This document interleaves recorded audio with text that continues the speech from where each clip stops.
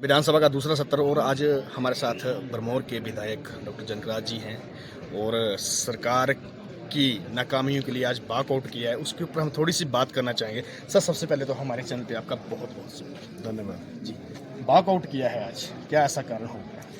देखिए, ऐसा है कि लोगों को टारगेट किया जा रहा है। ये मसला जो है ये आप देख भी रहे होंगे, एक पानी की योजना के लिए दो क्षेत्र के लोगों में संघर्ष हो रहा है। ये हिमाचल देश हमारा सब लोगों का है और ये कौन सी सरकार ने ये व्यवस्था खड़ी कर दी है कि एक गांव के लोगों को दूसरे गांव से लड़ाया जा रहा है, एक तहसील के लोगों को दूसरी तहसील से, एक ज़िले के दूसरे ज़िले से। और उसके बाद उस घटना में जो सरकारी तंत्र है, प्रशासन है, पुलिस है, वो पक्षपात करते हुए जो हमारे विधायक थे वहाँ पर रणधीर शर्मा जी, उनके साथ कुछ और स्थानीय लोकल प्रतिनिधि भी वहाँ पर थे, उनके ऊपर लाठीचार्ज किया गया, उन्हें मारा गया और एफआईआर भी उन पर दर्ज की गई। तो जिसके लिए हम सदन में माननीय मुख्यमंत्री जी से जवाब चाहते थे, तो माननीय मुख्यमंत्री जी ने हमारी बात को टाल दिया।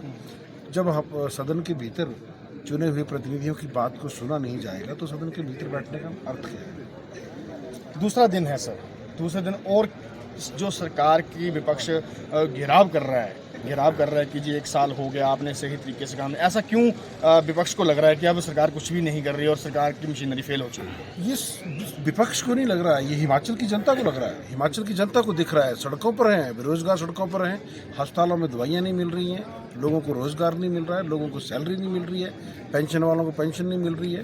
तो अव्यवस्था तो पूरे प्रदेश में फैल चुकी है और भारतीय जनता पार्टी तो प्रदेश के लोगों की आवाज़ को सरकार के कानों तक पहुंचाने का कार्य कर रही है। अव्यवस्थाओं के ऊपर जब मुख्यमंत्री खुद बोलते हैं हर बार कि पिछली सरकार द्वारा छोड़े गए कर्जे, हम कर्जों में डूबे हुए हैं और आज विपक्ष की हमें हर तरह से जरूरत थी एक मदद की।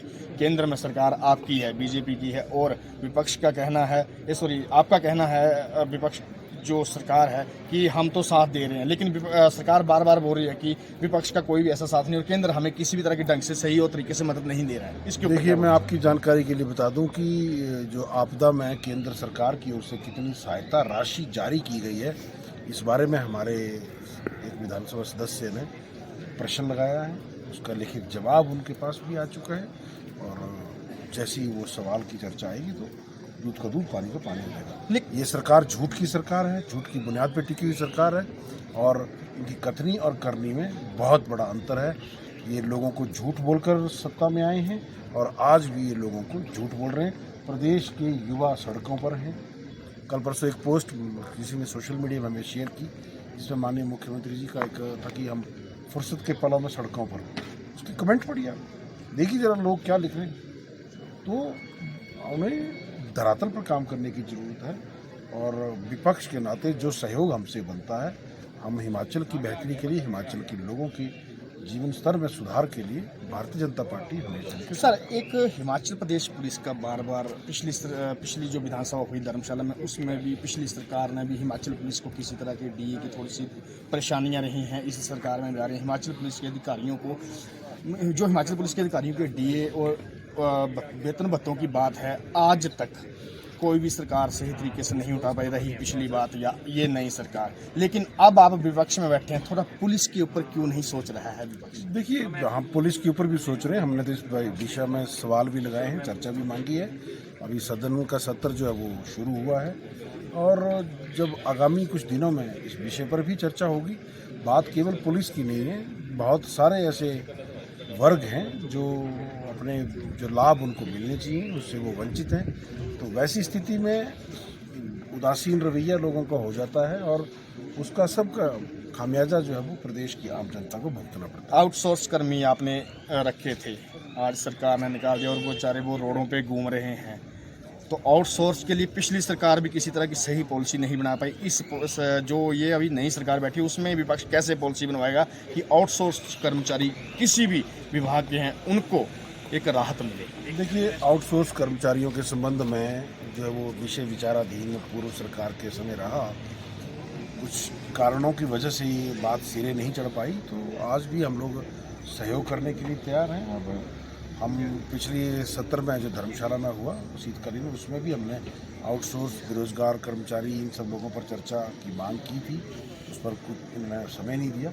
इस सत्र में भी हमने इसका एक नोटिस दिया है और हम चाहते हैं कि इस पर चर्चा हो और सही मायने में भारतीय संविधान जो इक्वालिटी का जो राइट सबको देता है उसका नियमों का पालन हो, क्योंकि हमें लगता है कहीं ना कहीं आउटसोर्स एम्प्लॉयज़ और ये सारी जो नियुक्तियाँ हैं इसमें लोगों के संविधानिक अधिकारों का हनन हो रहा है। उसको रोकने के लिए, व्यवस्था को सही करने के लिए हमने चर्चा की मांग की है और उम्मीद करते हैं हमारी चर्चा जो है वो इस बार लगेगी। इसमें बहुत सारे विषय। अंतिम सवाल, सबसे बड़ा सवाल, हिमाचल प्रदेश के युवाओं को रोजगार सरकार की तरफ से तो मिल ही रहा है और थोड़ा बहुत चल भी रहा है, लेकिन हमारी इंडस्ट्री आज बद्दी नालागढ़ बीवीएन इंडस्ट्री होगी, आप उस तरफ देखते हैं ऊना में इंडस्ट्री होगी, इंडस्ट्री धीरे धीरे भाग रही है। ऐसे क्या कारण है? अगर ये इंडस्ट्रियाँ चली गई तो हिमाचल तो बेरोजगार हो जाएगा। उसके ऊपर क्यों नहीं विपक्ष केंद्र सरकार से मतलब ये सरकार का कहना है कि विपक्ष केंद्र सरकार से हमारी मदद करे पैकेज को बढ़ाने में। इसके ऊपर देखिए ऐसा है, ये आप सवाल जो है सरकार से पूछें कि क्यों इंडस्ट्रीज भाग रही हैं। रही सहयोग की बात तो केंद्र सरकार तो सहयोग कर रही है, बल्क ड्रग फार्म से लेकर जो मेडिकल डिवाइस पार्क, ये सारी चीज़ें तो हिमाचल को मिल ही रही हैं। परंतु प्रदेश के अंदर कोई इंडस्ट्री किन नियमों पे काम करेगी, चाहे वो बिजली की रियायत है, ज़मीन लीज पे देने की बात है, तो वो नियम तो सरकार को देखने हैं। और इंडस्ट्रीज़ क्यों भाग रही हैं उसके पीछे का कारण दबी जुबान में सब लोग जानते हैं।